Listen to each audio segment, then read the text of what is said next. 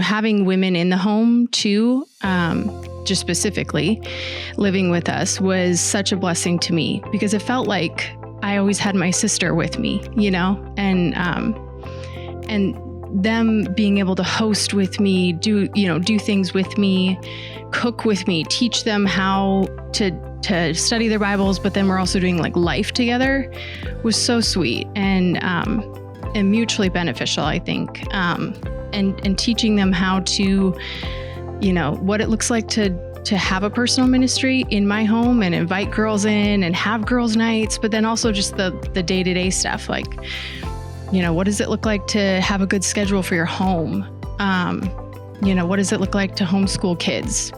What does it look like to have your own personal time in the morning with Jesus when you have kids or when you're married, So I think that was really, really huge for me, especially as women were in the home.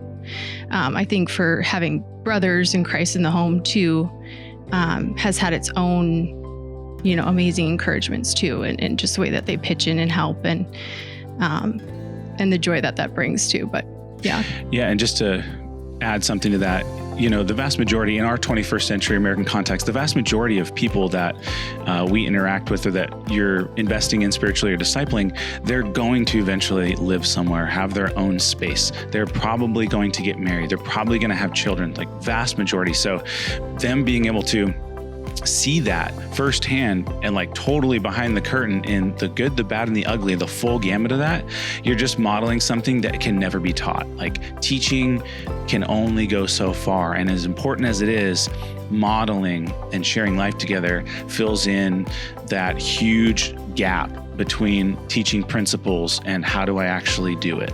So I think that's been good for us.